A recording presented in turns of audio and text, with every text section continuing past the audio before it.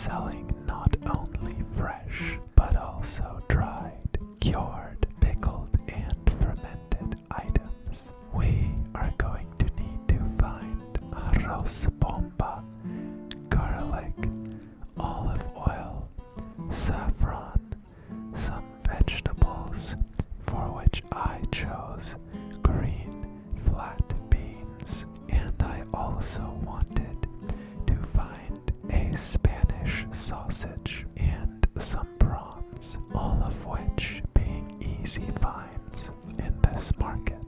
Now that we have all of our items, and you put your headphones on and have gotten comfortable, there's really nothing left to do but make one delicious paella.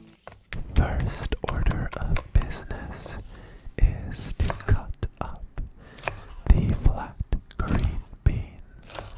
Cut them into these tiny squares. Luckily for me, the Airbnb we were staying at had a fairly decent kitchen knife. Once we have set these string beans aside, we are going to move on to peeling some garlic and slicing it into these discs that will give off a whole bunch of flavor in the olive oil. And with the garlic being all nice and sliced, we are going to take a look at the prawns. I bought these two whole carabineros and some de-shelled prawns, as well as some sausage, a packet of saffron, and a bag of Spanish paella rice, arroz bomba, which is a short grain rice, and it is perfect for paella. It has the perfect amount of chew to it once cooked. Now, with all of the ingredients out of the way, I am adding a good amount of olive oil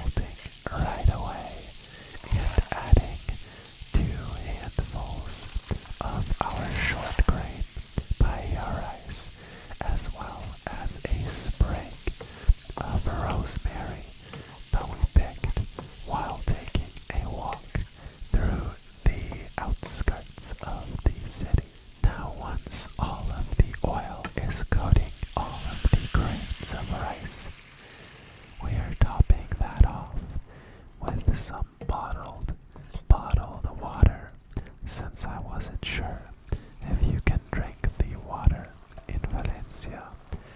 And also, I decided to just add all of the saffron, which ended up turning the paella quite yellow. Now we're just going to let that reduce and give it another bit of salt, mixing that in. And now at this stage, we're not going to touch the paella again until it is done. We are going to let all of the corners and edges and also the middle crisp up to develop a nice socarat, and then add the prawns back on top, as well as some monkfish liver that I still had from the day before. This was €6 per kilo, which is insane because it's so good, and sadly I can't get it in Austria. But yeah, here we have our paella, and now it is time for the eating section of the video. Let us get some of it on the plate. Hopefully I got a good socarat. That is always my biggest fear, of burning it or not achieving the socarat to begin with. So let's see. Let's just get some on the plate. Beautiful.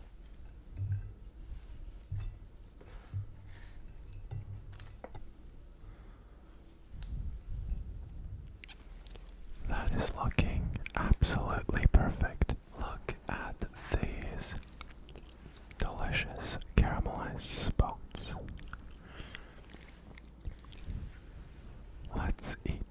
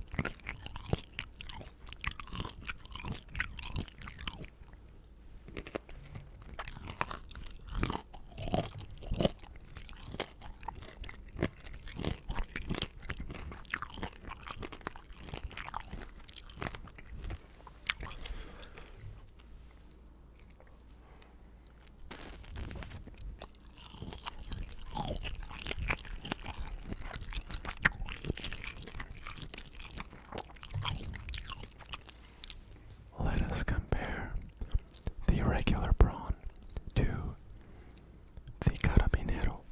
Take the head off and get some of these delicious head juices.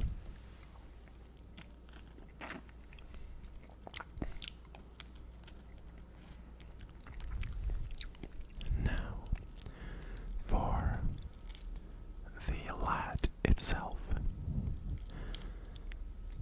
Very easily peelable. I was afraid it's going to be a whole thing. Looking pretty much the same. Let's see what the fuss is about. These were €100 per kilo. This shrimp, this carabinero right here, is about $6.50, which is insane. And I'm not paying that again, so.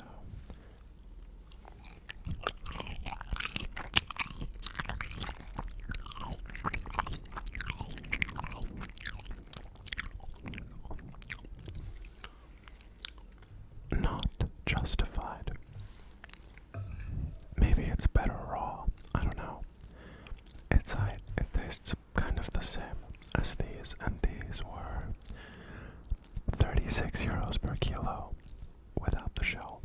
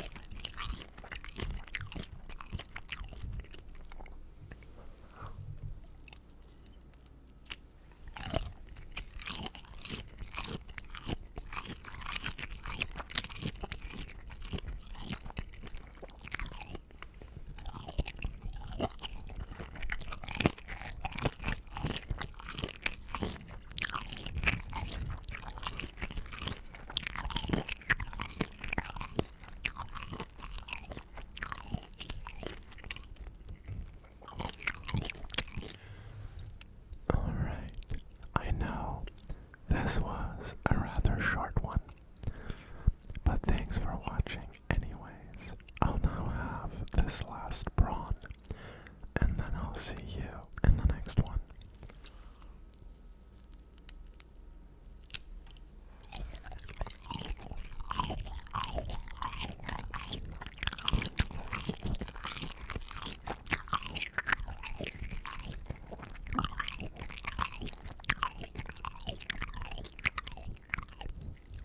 Goodbye. Wait a second. Don't leave. I have something I need to show you. I bought a cacao pod.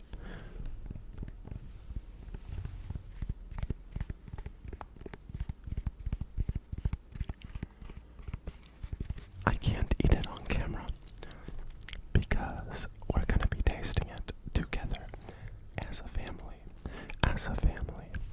But yeah, it looks awesome. It feels firm and sturdy. Isn't it so cool? I'm excited to see what it tastes like.